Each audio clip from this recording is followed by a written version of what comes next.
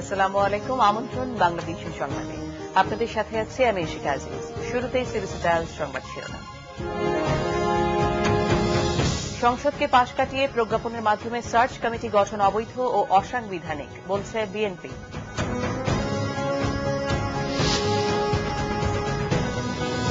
ষড়যন্ত্রের মাধ্যমে সরকার পতনের চেষ্টা করলে বিএনপি ভুল করবে, হুঁশিয়ারি আওয়ামী লীগের।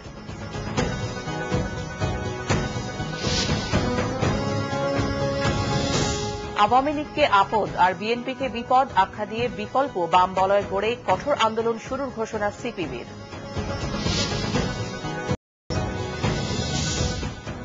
পদ্মা সেতু নির্মাণ কাজ বর্তমান সরকারের আমলে শুরু হলেও শেষ হবে না, জানালেন যোগাযোগ মন্ত্রী ওবায়দুল কাদের।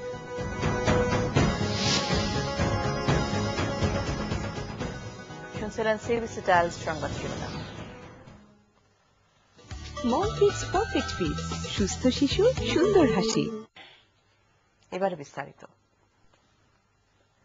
সংসদকে পাশ কাটিয়ে প্রজ্ঞাপনের মাধ্যমে সার্চ কমিটি গঠনকে অবৈধ বলে মন্তব্য করেছেন বিএনপির স্থায়ী কমিটির সদস্য ব্যারিস্টার মওদুদ আহমদ। সার্চ কমিটিতে বিএনপি নাম পাঠাবে না বলে জানান তিনি। জানাচ্ছেন জাহাঙ্গীর আকন্দ। 24টি রাজনৈতিক দলের সাথে সংলাপ শেষে নতুন নির্বাচন কমিশন গঠনে সার্চ কমিটি করেন রাষ্ট্রপতি মোহাম্মদ জিল্লুর রহমান। আর 21 জানুয়ারি 4 সদস্যের সার্চ কমিটি গঠনের প্রজ্ঞাপন জারি করে মন্ত্রিপরিষদ। বিএনপি স্থায়ী কমিটির সদস্য ব্যারিস্টার মওদুদ আহমদ বলছেন, প্রজ্ঞাপনের মাধ্যমে সার্চ কমিটি গঠন বেআইনি। 118 অনুচ্ছেদে বলা আছে যে আইন করতে হবে, প্রজ্ঞাপন নয়। প্রজ্ঞাপনকে তারা আইন হিসেবে চালাতে চেষ্টা করছেন। পার্লামেন্টকে পাশ কাটিয়ে অসাংবিধানিক একটা প্রজ্ঞাপনের মাধ্যমে এই নিয়োগটা দেওয়া হচ্ছে। যেখানে প্রজ্ঞাপনই অবৈধ, সেখানে এই সার্চ কমিটির কাছে আমাদের কোনো নাম পাঠানোর প্রশ্নই ওঠে না। যদি এই প্রক্রিয়ার মাধ্যমে যে নির্বাচন কমিশন গঠন করা হবে, যদি হয়, সেটাকে আমরা প্রত্যাখ্যান করি। সার্চ কমিটির গ্রহণযোগ্যতা এবং নিরপেক্ষতা নিয়ে প্রশ্ন তোলেন সাবেক আইনমন্ত্রী। এরা সবাই সরকারেরই নিয়োগপ্রাপ্ত এবং রাষ্ট্রের থেকে বেতন ভোগ মানুষ। তাদের নিরপেক্ষতা নিয়ে অন্তত 2 জন আছে 4 জনের মধ্যে যারা একেবারে বর্তমান সরকারের পরিচিত সরকারপন্থী। সুতরাং এই সুপারিশ বা অনুসন্ধান কমিটি যে কোন রকমের নিরপেক্ষ এবং দক্ষ মানুষদের নাম সুপারিশ করবে, এটা আমরা বিশ্বাস করি না। মওদুদ আহমদ বলেন, জনগণের কাছে প্রধান ইস্যু তত্ত্বাবধায়ক সরকারের পুনর্বহালের বিষয়টি। সরকার এ ব্যাপারে ঘোষণা দিয়ে নির্বাচন কমিশন গঠন করলে তা গ্রহণযোগ্য হতো এবং রাজনৈতিক অস্থিরতা কমে আসতো বলে মনে করেন সাবেক আইনমন্ত্রী। জাহাঙ্গীর আকন্দ, বাংলা ভিশন, ঢাকা। এদিকে 4 দলীয় জোটের 29 জানুয়ারির গণমিছিল এবং 12 মার্চের মহাসমাবেশ বানচালের ষড়যন্ত্র চলছে বলে অভিযোগ করেছেন বিএনপি নেতারা। জাতীয় প্রেসক্লাবে শহীদ রাষ্ট্রপতি জিয়াউর রহমানের জন্মবার্ষিকীর আলোচনায় বিএনপির স্থায়ী কমিটির সদস্য হান্নান শাহ বলেন, বিএনপির কর্মসূচির দিন পাল্টা কর্মসূচি দিয়ে বিশৃঙ্খলা তৈরির ষড়যন্ত্র করছে সরকার। এদিকে 29 জানুয়ারি 4 দলীয় জোটের গণমিছিল সফল করতে আলেম ওলামাদের প্রতি আহ্বান জানিয়েছেন বিএনপি স্থায়ী কমিটির সদস্য নজরুল ইসলাম খান।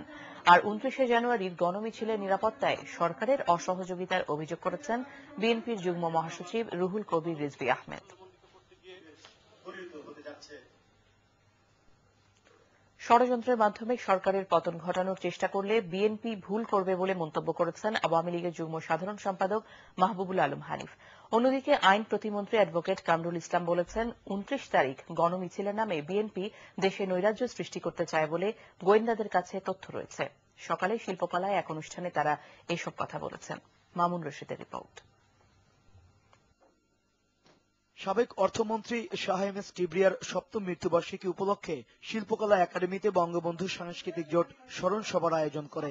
এতে আওয়ামী লীগের যুগ্ম সাধারণ সম্পাদক মাহবুব উল আলম হানিফ অভিযোগ করেন, সংসদ অধিবেশনে দেয়া রাষ্ট্রপতির বক্তব্য নিয়ে অশালীন বক্তব্য দিয়েছেন বিএনপির ভারপ্রাপ্ত মহাসচিব মির্জা ফখরুল ইসলাম আলমগীর। মহামান্য রাষ্ট্রপতি বক্তব্য নিয়ে যেভাবে কথা বললেন মির্জা ফখরুল সাহেব, এটা কোনো সভ্য ভাষায় রাজনীতির ভাষা হতে পারে না। এই সরকারের 3 বছরের সফলতার কথা বলেছেন, কোথায় সেটা ভুল আছে দয়া করে বলুন। ষড়যন্ত্র করে গণতান্ত্রিক সরকারের পতন ঘটানোর চিন্তা ভাবনা থেকে তিনি বিএনপিকে সরে আসার আহ্বান জানান। নির্বাচিত সরকারকে পতন ঘটাইতে হলে ষড়যন্ত্র ছাড়া, সহিংসতা ছাড়া পতন ঘটানোর কোন সুযোগ নেই মির্জা ফখরুল সাহেব। তাহলে কি আমরা ধরে নেব, জাতি ধরে নেবে যে আপনারা সরকারের পতন ঘটার জন্য আবার ষড়যন্ত্রে লিপ্ত হয়েছেন? একই অনুষ্ঠানে আইন প্রতিমন্ত্রী অ্যাডভোকেট কামরুল ইসলাম অভিযোগ করেন 29 তারিখ বিএনপি গণমিছিলের নামে দেশে আবারও নৈরাজ্য সৃষ্টির চেষ্টা করছে। এই রাজনৈতিক কর্মসূচির নামে দেশকে একটি নৈরাজ্যের দিকে ঠেলে দেওয়ার চেষ্টা করবে, তারা মরণ কামড় দিতে চাইবে হয়তো 29 তারিখ। জানি না তাদের পরিকল্পনা, গোয়েন্দা সংস্থার কাছে হয়তো কিছুটা ধরা পড়েছে, জানি না এই পরিকল্পনা কতটুকু পর্যন্ত তারা কামিয়াব হতে পারবে। আমরা বিশ্বাস করি আমাদের আইন শৃঙ্খলা রক্ষাকারী বাহিনী যতই তারা চেষ্টা করুক না কেন, ইনশাআল্লাহ আইন শৃঙ্খলা রক্ষা বাহিনী তাদের দায়িত্ব সম্পর্কে সচেতন। লন্ডনে বসে সম্প্রতি ব্যর্থ সেনা অভ্যুত্থানের ষড়যন্ত্র করা হয়েছে উল্লেখ করে আওয়ামী লীগের নেতারা বলেন, তদন্তে যাদের নামই আসবে তাদের আর মাফ করা হবে না। যারা বিশৃঙ্খলা সৃষ্টি করবেন তারা কেউ কিন্তু রেহাই পাবে না। মামুন রশিদ, বাংলা ভিশন, ঢাকা। আওয়ামী লীগকে আপদ আর বিএনপিকে বিপদ আখ্যা দিয়ে বিকল্প বাম বলয় গড়ে তোলার ঘোষণা দিয়েছে বাংলাদেশের কমিউনিস্ট পার্টি সিপিবি। সরকার নির্বাচনী প্রতিশ্রুতি পূরণে ব্যর্থ হয়েছে অভিযোগ করে নেতারা দেশের স্বার্থ বিরোধী চুক্তি, দুর্নীতি ও দখলবাজির বিরুদ্ধে কঠোর আন্দোলন শুরুর কথাও বলেছেন। বদরুল আলম নাবিলের রিপোর্ট। দ্রব্যমূল্য ও জ্বালানি তেলের দাম কমানো, গ্যাস, বিদ্যুৎ ও পানি সমস্যার সমাধান এবং যুদ্ধাপরাধীদের বিচার সহ 11 দফা দাবিতে জাতীয় সমাবেশ করেছে সিপিবি। বিকেলে রাজধানীর মৎস্য ভবন সংলগ্ন সড়কে অনুষ্ঠিত সমাবেশে দলের নেতারা মহাজোট ও 4 দলীয় জোটের ব্যর্থতার খতিয়ান তুলে ধরেন। এই মহাজোট যদি হয় ফুটন্ত করাই, তাহলে আমি বলবো যে বিএনপি জামাত হলো জ্বলন্ত চুলা। আপদ থেকে বাঁচার জন্য বিপদে ঝাঁপ দিয়ে কোনো লাভ হবে না। অতীতে দুই বড় দল সেনা হস্তক্ষেপের শিকার হয়েছে। দেশের দুর্ভাগ্য, এত কিছুর পরও মনে হচ্ছে তাদের শিক্ষা হয় নাই। আওয়ামী লীগ সরকার সম্পর্কে জনগণের যে আশা ছিল, সেই আশা চুরমার হয়ে গেছে, গুড়িয়ে গেছে। দুর্নীতি, দুঃশাসন, মোস্তাকপন্থীদের প্রভাব, এর ফলে আজকে আওয়ামী লীগ ব্যর্থ। অপরদিকে বিএনপির ঘাড়ে জামাতের ভূত।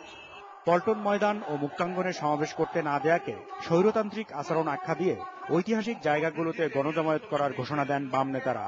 তারা দ্বিদলীয় বৃত্ত ভেঙে বাম বিকল্প শক্তি গড়ে তোলার আহ্বান জানান। সিপিবি আগামী ফেব্রুয়ারি-মার্চ মাসে বিকল্প দুর্গ গড়ে তোলার জন্য তার প্রচারণা আন্দোলনকে তৃণমূলে ছড়িয়ে দেওয়ার কাজ হাতে নেবে।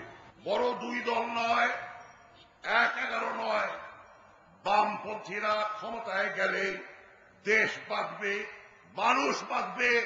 সমাবেশ শেষে একটি বিক্ষোভ মিছিল নগরীর বেশ কয়েকটি সড়ক প্রদক্ষিণ করে শহীদ মিনারে গিয়ে শেষ হয়। এতে সারা দেশ থেকে আগত সিপিবি ও ছাত্র ইউনিয়নের নেতাকর্মীরা অংশ নেন। বদরুল আলম নাবিল, বাংলা ভিশন, ঢাকা।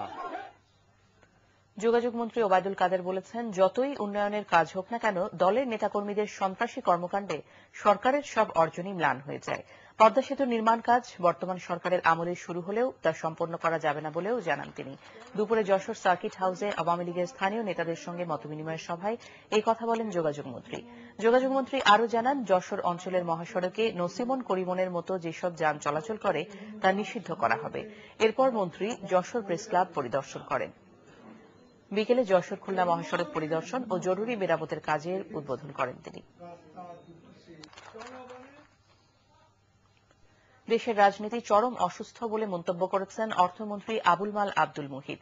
বিকেলে রাজধানীর জাতীয় জাদুঘরে সাবেক অর্থমন্ত্রী শাহ এ এস এম কিবরিয়ার 7ম মৃত্যুবার্ষিকী উপলক্ষে স্মারক বক্তৃতায় তিনি কথা বলেন। তিনি আরও বলেন, অনেক কিছু করার থাকলেও রাজনীতি বাধা হয়ে দাঁড়ায়। দেশে দারিদ্র্য বিমোচন প্রক্রিয়া ভুল রাস্তায় হাঁটছে মন্তব্য করে অনুষ্ঠানে অর্থনীতিবিদ আবুল বারাকাত বলেন, বাংলাদেশে দারিদ্র্য বিমোচন প্রক্রিয়া যেভাবে এগুচ্ছে তাতে দেশ থেকে দারিদ্র্য বিমোচনে আরও 2 থেকে 300 বছর লাগবে।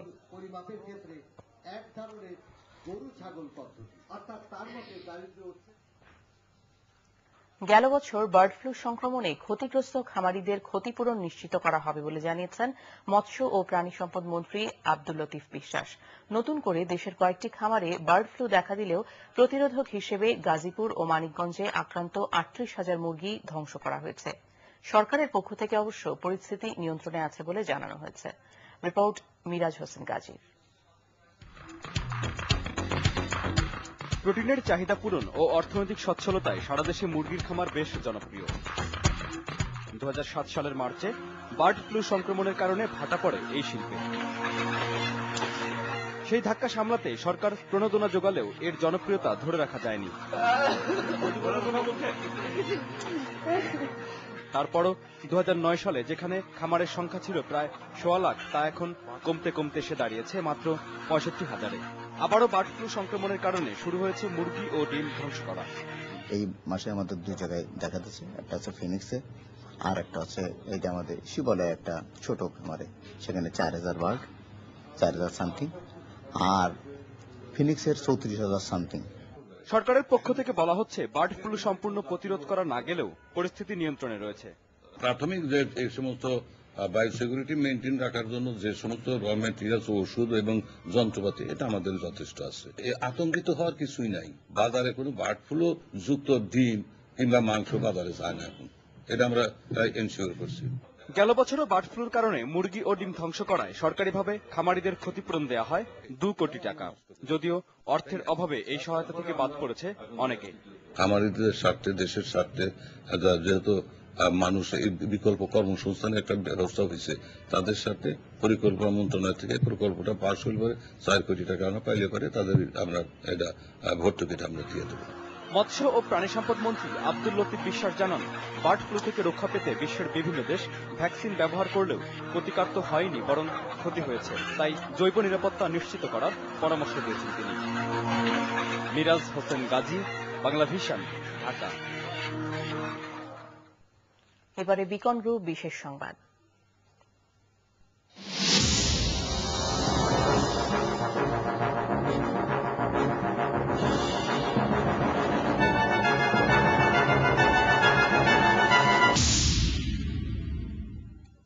গুলশান লেক পুনরুদ্ধারে শিগগিরই কাজ শুরু করবে রাজউক, বিটিসিএল, পিডব্লিউডি সহ অন্যান্য প্রতিষ্ঠান। লেকের অবৈধ দখলদারদের স্বেচ্ছায় সরে যাওয়ার আহ্বান জানিয়েছেন রাজউক চেয়ারম্যান। অন্যদিকে লেকের বড় অংশ দখল করে থাকা করাইল বস্তিবাসী বলছেন, পুনর্বাসনের ব্যবস্থা করা হলে তারা সরে যাবেন, তবে প্রভাবশালীদের আদৌ উৎখাত করা যাবে কিনা সে প্রশ্ন থেকেই যাচ্ছে। আড়াই বাবুলের ক্যামেরায় সঞ্জিত আহমেদের রিপোর্ট। লেক, নালা না ডোবা, কি বলা যায় এই জলাশয়কে? উচ্চবিত্ত আর নিম্নবিত্তের মাঝে পড়ে নিজের নাম পরিচয় হারিয়ে ফেলছে রাজধানীর অভিজাত এলাকার গুলশান লেক। সম্প্রতি লেকের কান্না শুনতে পেয়েছেন বিচারপতি AH শামসুদ্দিন চৌধুরী ও বিচারপতি জাহাঙ্গীর হোসেন সমন্বয়ে গঠিত হাইকোর্ট বেঞ্চ। আর তাই রাজউক ও বিটিসিএল চেয়ারম্যান সহ অন্যান্য প্রতিষ্ঠানকে নির্দেশ দেওয়া হয়েছে লেক দখলমুক্ত করার। সময় 2 মাস। 90 একরের করাইল বস্তি দখল করে রেখেছে লেকের প্রায় 5 বিঘা অংশ। গুলশান এভিনিউর পশ্চিম তীরে এই লেকের উপরই দেয়া হয়েছে বাঁধ। নিম্নবিত্তরা বস্তির বাসিন্দা হলেও বেদখল থাকছে অনেক রাঘব বোয়ালের হাতে, এমনটাই জানান করাইল বস্তিবাসী। ওই জায়গাটা কালি ছিল, যখন আওয়ামী লীগ সরকার আসার পরে এই জায়গাটা মানে যার মতো গড় তুলে নিল। এই জায়গাটা কিন্তু একদম খালি ছিল, জিল পুরাপুরি। আস্তে আস্তে সম্পূর্ণ ভরাট হচ্ছে, আর ভরাট হচ্ছে যে আপনি আছেন বড় ভাই, আপনার উপলক্ষে আমি একটু জায়গা পাই, এই আর কি। পুনর্বাস সরকার করে যায় না, তোমার করে দিলাম তোমরা এখানে থাকো, এই জায়গাটা দরকার, বা ওইসব আমাদের বাধ্য সবারই ছাড়তে হবে। এইদিকে হাইকোর্টের রায়ের পর রাজউক চেয়ারম্যান লেক বেদখলকারীদের স্বেচ্ছায় সরে যাবার আহ্বান জানান, নয়তো 2 মাসের মধ্যেই রাজউক, বিটিসিএল, পিডব্লিউডি সহ অন্যান্য প্রতিষ্ঠান লেক পুনরুদ্ধারে কাজ শুরু করবে। It is the responsibility of the all person concern. আমরা আইনের প্রতি শ্রদ্ধাশীল থেকে নিজের থেকে যদি আমি জানি যে এই জায়গাটা আমার না, এই জায়গাটা রাজুকের, এই জায়গাটা বিটিসিএল এর, এই জায়গাটা পিডব্লিউডির, এই জায়গাটা সরকারের, অতএব কারণ সরকারের এই জায়গাটা ছেড়ে দিয়ে আমরা স্বইচ্ছায় সরে যাব, তাহলেই সেটা সবার জন্য মঙ্গলজনক। 100 একর গুলশান লেকের প্রায় 40 একরের উপর নেই সরকারি কোনো প্রতিষ্ঠানের সরাসরি তদারকি। আর এ সুযোগেই গুলশান লেককে নিজেদের দখলে নিয়ে নিচ্ছে সুবিধাভোগীরা। লেক দখলে বস্তি যেমন আছে, তেমনি আছে অট্টালিকাও। তাই অনেক হিসেব নিকেশ করে হাইকোর্টের রায় বাস্তবায়ন করতে হবে রাজউক, পিডব্লিউডি, টিএনটি সহ অন্যান্য প্রতিষ্ঠানকে। তবে 2 মাসের মধ্যে গুলশান লেক কতটা দখল ও দূষণমুক্ত করা যায় তা নিয়ে থাকছে প্রশ্ন। Sanjit Ahmed, Bangla vision, Dhaka. Guinness book of world রেকর্ডে জায়গা করে নিয়ে বিশ্বে বাংলাদেশের মুখ উজ্জ্বল করলেও হাসি নেই মাগুরার আব্দুল হালিমের মুখে। ফুটবল মাথায় নিয়ে 15.2 কিলোমিটার অতিক্রম করায় বিশ্ব রেকর্ডে স্থান করে নেওয়ার আনন্দ চাপা পড়েছে এক ছেলের অসুস্থতা আর দারিদ্র্যের নিচে। মাগুরার প্রতিনিধি বুলু শরীফের রিপোর্ট, জানাচ্ছেন মোর্শেদা রাসেল। মাগুরা জেলার শালিখা উপজেলার ছয়ঘরিয়া গ্রামের আব্দুল হালিম ছোটবেলা থেকেই ফুটবল খেলায় আগ্রহী ছিলেন তিনি। 2011 সালের 22 অক্টোবর ঢাকার বঙ্গবন্ধু জাতীয় স্টেডিয়ামে মাথায় বল নিয়ে একটানা 15.2 কিলোমিটার হেঁটে বিশ্বসেরার এক কৃতিত্ব অর্জন করেছেন। গত মঙ্গলবার গিনেস বুকের ওয়েবসাইটে আব্দুল হালিমের এই স্বীকৃতির খবর প্রচার করে Guinness book of world record কর্তৃপক্ষ। এ খবরে হালিমের এলাকায় বইছে আনন্দের জোয়ার। খেলায় কোনো প্রশিক্ষণ বা পরামর্শ পাননি তিনি। নাম উঠেছে আমার, কিন্তু আনন্দটা আমার মতন আসলে প্রাপ্ত হচ্ছে না, কারণ আমার ছেলেটা অসুস্থ, একে অনেক টাকার প্রয়োজন, একে ভালো নিতে হবে, হাসপাতাল করতে হবে, এখানে কয়েক লক্ষ টাকার প্রয়োজন। আপনারা সবাই দোয়া করবেন দেশের নাম উজ্জ্বল হোক। আব্দুল বাংলাদেশের নাম উজ্জ্বল করায় আনন্দিত এলাকাবাসী।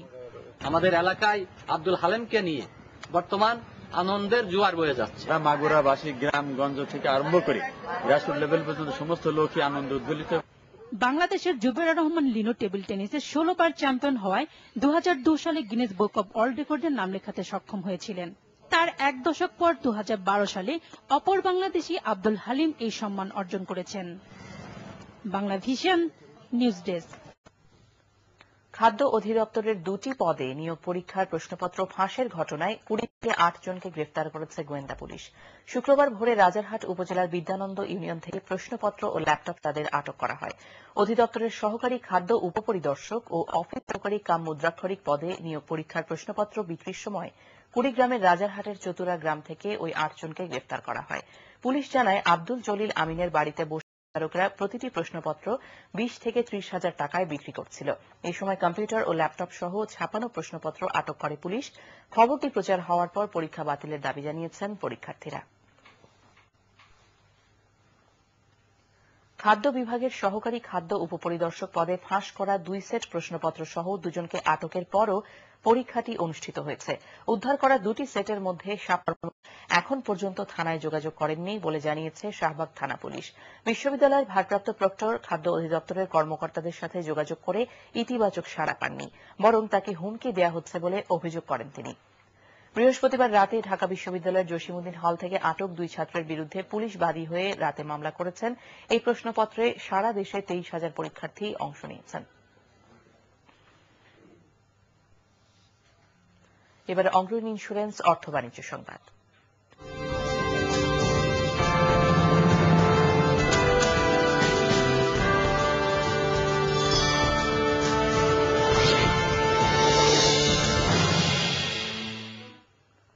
ডলারের দাম বৃদ্ধির প্রভাবে বেড়ে গেছে গুঁড়া দুধ, রসুন, চিনি, লবণের মতো আমদানি পণ্যের। সেই সঙ্গে বেড়েছে মাছের দামও। বিস্তারিত জানাচ্ছেন সাইমুল হক। গত 1.5 মাসে প্রায় 19% দাম বেড়ে ডলার এখন বিক্রি হচ্ছে 84 টাকার ওপরে। আমদানি নির্ভর বাংলাদেশের নিত্য প্রয়োজনীয় অনেক পণ্যে বেশ তাড়াতাড়ি এর প্রভাব পড়ল। গত এক সপ্তাহে আমদানি পণ্য রসুনের দাম বেড়েছে কেজিতে 22 টাকা, চিনির কেজিতে 4 টাকা, লবণের বেড়েছে 2 টাকা। ফ্রেশ ব্র্যান্ডের গুঁড়া দুধের দাম বাড়ানো হয়েছে কেজিতে 20 টাকা। গম তো আমাদের দেশে বেশি একটা হয় না, বাইরের থেকে আনতে হয়। প্রতি প্যাকেট আটাতে ধরেন 4 টাকা বাড়াইছে। ডলারের যে প্রভাবটা, এটা ব্যাপারটা বোঝা যায় যে আপনার সর্বনিত্য প্রয়োজনীয় যত জিনিস আছে ওই সব জিনিসের দামই বাড়ছে। তাও কেজিতে 5, 7, 10 টাকা, 20 টাকা পর্যন্ত বাড়ছে। এদিকে শুকনো মৌসুমের অজুহাতে রাজধানীতে মাছের দামও বেড়েছে কেজিতে 15-20 টাকা করে। অনেক মাছের সিজন না, তো সিজন অনেক কমে গেছে, মাছের দাম মনে করেন একটু বাইরে গেছে। তবে স্থিতিশীল আছে চাল, মাংস আর সবজির দাম। সাইমুল হক, বাংলা ভিশন, ঢাকা। রাঙামাটির পার্বত্য ধর্মীয় গুরু রাজবন বিহারের অধ্যক্ষ শ্রীমৎ সাধনানন্দ মহাস্থবির বনভন থেকে গুরুতর অসুস্থ অবস্থায় ঢাকায় আনা হয়েছে। দুপুরে একটি বেসরকারি হেলিকপ্টারে করে তাকে রাজধানীর স্কয়ার হাসপাতালে আনা হয়। গত কয়েকদিন ধরে বার্ধক্যজনিত কারণে বনভন্তের শারীরিক অবস্থার অবনতি হতে থাকে। রাজবন বিহারের উপাসক উপাসিকা পরিষদের এক জরুরি বৈঠকের পর চিকিৎসকদের পরামর্শ অনুযায়ী তাঁকে ঢাকায় আনা হয়। এদিকে বনভন্তের অসুস্থতার খবর ছড়িয়ে পড়লে রাঙামাটির বৌদ্ধ ধর্মাবলম্বী সহ তাঁর ভক্তদের মধ্যে উৎকণ্ঠা ছড়িয়ে পড়ে। সকাল থেকে রাজবন বিহারে হাজার হাজার নারী পুরুষ তার আরোগ্য লাভের প্রার্থনায় অংশ নেন। গত 8 জানুয়ারি রাজবন বিহারে বর্ণাঢ্য অনুষ্ঠানের মধ্য দিয়ে তার 93তম জন্মবার্ষিকী পালিত হয়। সংবাদ আমিন জুয়েলার্স আন্তর্জাতিক সংবাদ।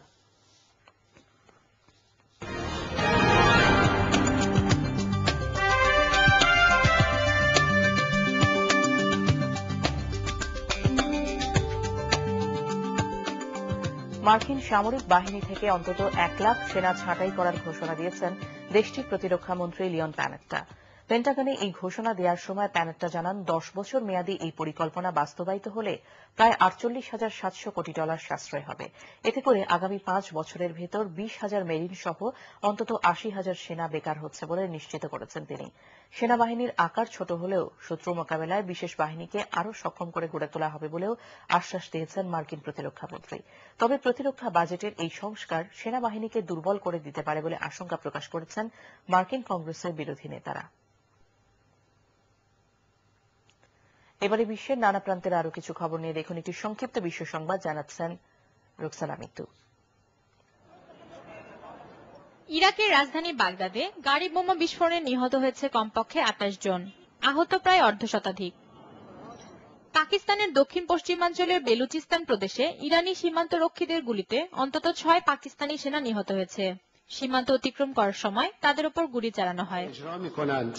পরমাণু কর্মসূচি ইস্যু নিয়ে এবার পশ্চিমা বিশ্বকে আলোচনায় বসার আহ্বান জানালেন ইরানের প্রেসিডেন্ট মাহমুদ আহমাদিনেজাদ। সরকার বিরোধীদের দখলে থাকা ইয়েমেনের উত্তরাঞ্চলীয় সাদা প্রদেশে হামলা পাল্টা হামলায় অন্তত 22 জন নিহত হয়েছে। সুন্নি সমর্থিত দল সালাফির সশস্ত্র গেরিলারা হামলা চালালে দুপক্ষের সংঘর্ষে এরা নিহত হয়। মেক্সিকোর উত্তরাঞ্চলে সন্ত্রাসী হামলায় অন্তত 9 জন নিহত হয়েছে। তীব্র দাবানলে পুড়ে গেছে চীনের পর্যটন শহর লিজিয়াং এর প্রায় 45 হেক্টর জমি। আগুন নিয়ন্ত্রণে আনতে অবিরাম চেষ্টা চালিয়ে যাচ্ছে দমকল কর্মীরা। ফিজিতে বন্যা ও ভূমিধসে অন্তত 6 জনের মৃত্যু হয়েছে। ভয়াবহ বন্যায় বিধ্বস্ত দেশটিতে বিভিন্ন ধরনের রোগ ছড়িয়ে পড়ার আশঙ্কা করা হচ্ছে।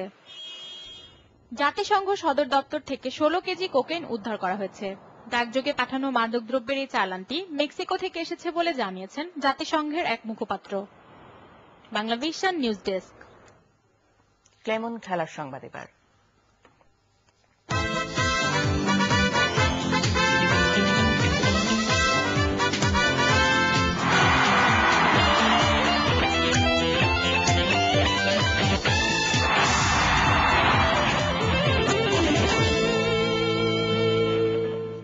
ফেডারেশন কাপের রেশ না কাটতেই 1 ফেব্রুয়ারি থেকে মাঠে গড়াচ্ছে পেশাদার ফুটবল বাংলাদেশ লীগ। দেশের সেরা 12টি দল অংশ নিচ্ছে এই লিগে। ঘরোয়া ফুটবলের সবচেয়ে মর্যাদাপূর্ণ এই আসরের শিরোপা জিততে কঠোর প্রস্তুতি নিচ্ছে ফেভারিট দলগুলো। ফেডারেশন কাপের শিরোপা জিততে ব্যর্থ হলেও বাংলাদেশ লীগ নিয়ে নতুন করে স্বপ্ন দেখছে মুক্তিযোদ্ধা সংসদ ক্রীড়া চক্র। বাংলাদেশ লীগের ফেভারিট দলগুলোর প্রস্তুতি ও লক্ষ্য নিয়ে ধারাবাহিক প্রতিবেদনে মুক্তিযোদ্ধা সংসদের কথা জানাচ্ছেন মানিক মাহমুদ। পেশাদার লিগে এখনো শিরোপা জিততে পারেনি মুক্তিযোদ্ধা সংসদ। গত মৌসুমে খুব কাছাকাছি পৌঁছেও পাতানো খেলায় প্রশ্নবিদ্ধ লিগে রানার্স আপ হয়ে সন্তুষ্ট থাকতে হয়েছে তাদের। শক্তির বিচারে ফেভারিটের তকমা গায়ে জড়ানো দলে আছে এমিলি মামুনদের মতো ফুটবলার। তা সত্ত্বেও ফিনিশিং টাচের অভাবে ফেডারেশন কাপ ফুটবলের সেমিফাইনালে টিম বিজেএমসির কাছে থেমে যায় মুক্তিযোদ্ধা সংসদের শিরোপা স্বপ্ন। পেশাদার লিগে নতুন মিশনে নামার আগে ভুল ত্রুটি কাটিয়ে উঠতে কঠোর পরিশ্রম করছে শফিকুল ইসলাম মানিকের দল। অনুশীলনে স্ট্রাইকারদের গোল করার সামর্থ্য ও রক্ষণ ভাগকে আরো শক্তিশালী করে তোলায় বিশেষ গুরুত্ব পাচ্ছে দলটির কোচের কাছে। গোলকিপিং এর সমস্যা রয়েছে এবং আমি মনে করি স্ট্রাইকিং এর সময় দুটা পজিশনে খুব গুরুত্বপূর্ণ। যে স্ট্রাইকাররা গোল না করতে পারলে জিতা যায় না, গোলকিপার বাজি গোল করলে হারতে হয়।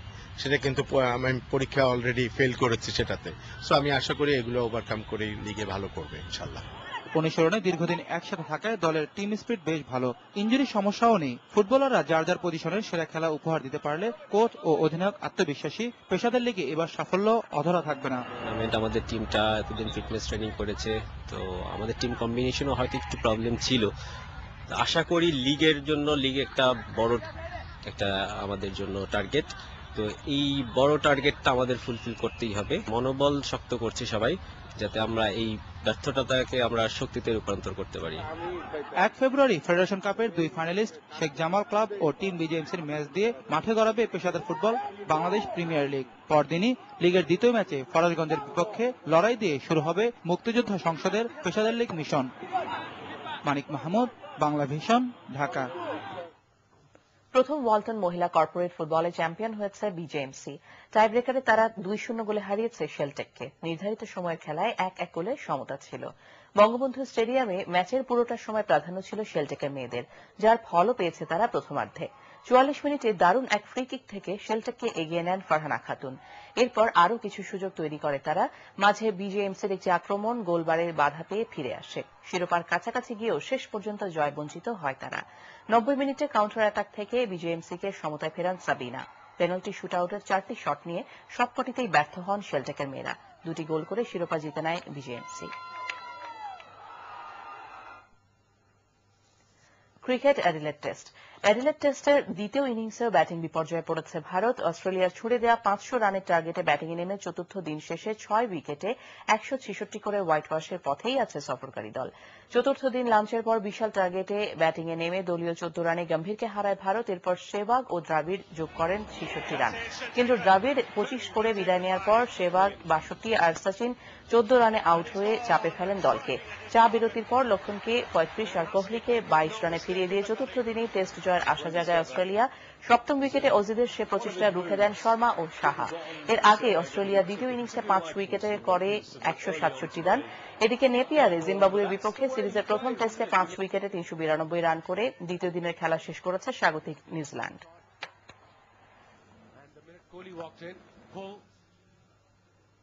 সংবাদ শেষ করব সিবিসি টাইলস শিরোনামগুলো আরেকবার। সংসদকে পাশ কাটিয়ে প্রজ্ঞাপনের মাধ্যমে সার্চ কমিটি গঠন অবৈধ ও অসাংবিধানিক বলছে বিএনপি।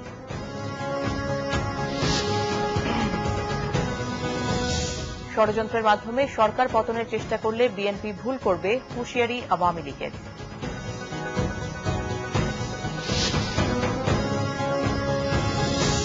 আওয়ামী লীগকে আপদ আর বিএনপিকে বিপদ আখ্যা দিয়ে বিকল্প বাম বলয় গড়ে কঠোর আন্দোলন শুরুর ঘোষণা সিপিবির। পদ্মা সেতু নির্মাণ কাজ বর্তমান সরকারের আমলে শুরু হলেও শেষ হবে না, জানালেন যোগাযোগ মন্ত্রী ওবায়দুল কাদের।